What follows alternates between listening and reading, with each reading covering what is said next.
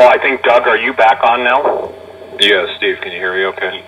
Yeah, I can hear you okay. Would you lay out for the people what I had opened it up for, and since you've been in contact with our brother, and by the way, we're going to pray for he and his family, and you and your family, and the different pastors and their families and stuff towards the end of the show before David, serves communion to us. But the point is that I want you to lay it out as hard as you can, Doug, because we are someone who is your source, and this is all I'll say, and then take it right now, is when someone's laying their life down with the threats your source has given, I'll tell you what, fury would be seeming like a light breeze to those people that mock and scoff at this. Cowards always have to complain against heroes. So will you go in and the three things that your source told you, just tell people how it is upon us now. He's not doing this. He's not laying down his life because this is some game. I mean, he's telling you. Will you do that? Yeah, I sure will, Steve. And just let me apologize for being late. And let me tell you that what Pastor Langford said about betrayal is absolutely true. As I sit here tonight in Washington, D.C. with my son, some 6 or 7, 8 hours away, I don't know how far away from my home. The reason for my tardiness, I received an urgent message from my home. I had to arrange essentially police protection for my home, for some of my family members. It's a situation where you talk about betrayal. I won't get into it, but just please, ladies and gentlemen, understand that we are in an era of things I never thought I would ever see in my lifetime, and I've seen some pretty nasty things. But okay, moving along, and so please accept my apologies for being late. And but know that we're in an era now where that it just seems like the skies of hell are opening upon us. Now, when I met with my source, it was an unscheduled meeting, as you know, Steve, and he was almost in tears, saying that it's pretty much over. And I laid some of this out in our conference in North Carolina. Not all of it, a lot of it. But here's a guy who opened his car door, or opened his door and found a note in his door saying that they were going to, or keep talking. The note said, we will rape and kill your wife and rape and kill your daughter in front of you.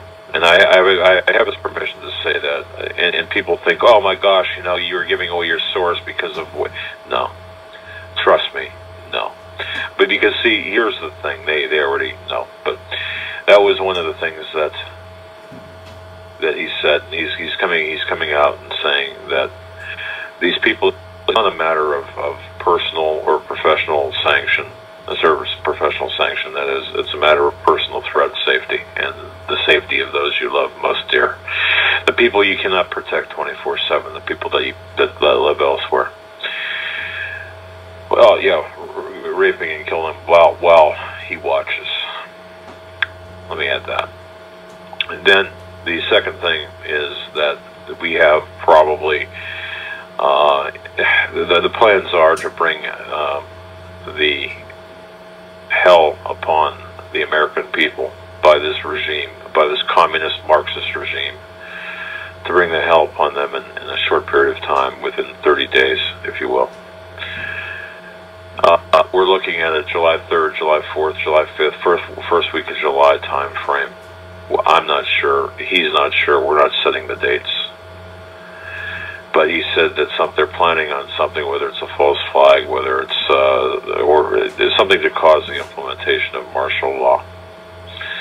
And when I say martial law, I'm talking about geographically speaking. It's going to be different parts of the country. It's going to be different in New York than it's going to be in Chicago. It's going to be different in Detroit than it's going to be in Cleveland. The bullets, the ammunition by the Department of Homeland Security, you want to know where they they are, ladies and gentlemen. You probably drive by them on your way to work every day. They're according to my source, the Department of Homeland Security has distributed these ammunition all across the country.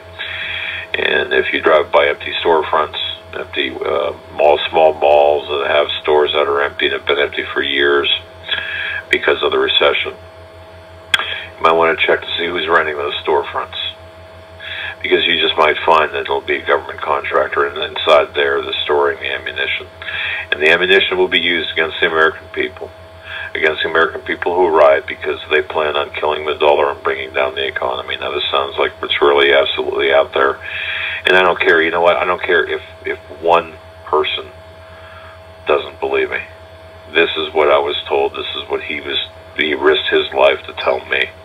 He risked his life to tell me that we don't have much time left. And he agrees with our Steve, our mutual source, that the only way to stop this, there's no way to stop this. We're not going to stop it. We're going to either, we can slow it down through prayer, through fasting, like we're doing with programs tonight. We can also get out of the way. But they are looking as well. They're looking for, they, meaning the government, Marxist, communist people that have taken control of this government, are looking for a reason to shoot, to kill the American people. And if you think that that is hyperbole, if you think that that's a stretch, if you think that that's just a bunch of made-up voices in my head, then you know the only thing I can tell you is just wait until you see it yourself, the blood rolling down the street. Because the blood will roll on the streets, according to my source, because you know why? The people are going to fall for this trap. The people who say bring it on, they're going to fall for it. And the people who say, well, you're not going to take away my Second Amendment rights, or whatever, they're going to go out there and fight at the wrong time. Because you know something, you can at different times win using a pistol against a SWAT team, against an army. But the odds are not in your favor. So there will be exceptions, but the rule will be you will lose, and there will be blood in the streets. This is what they want. This is exactly what they want. And the last. The other part of it is it's now a spiritual battle. They are talking, and I'm not sure, Steve, if I even told you this, but they are actually talking at high level government positions about the spirituality, about the spirituality, about the Book of Revelations, about prophecy, about biblical prophecy. They're talking about this.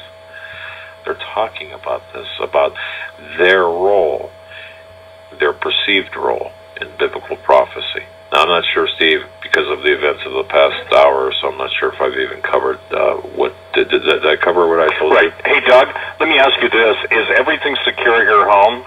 Is it your immediate family that's in danger? Because I want to pray right now, with your permission. Well, thank you. Yes, sure. It appears to be, and we think we have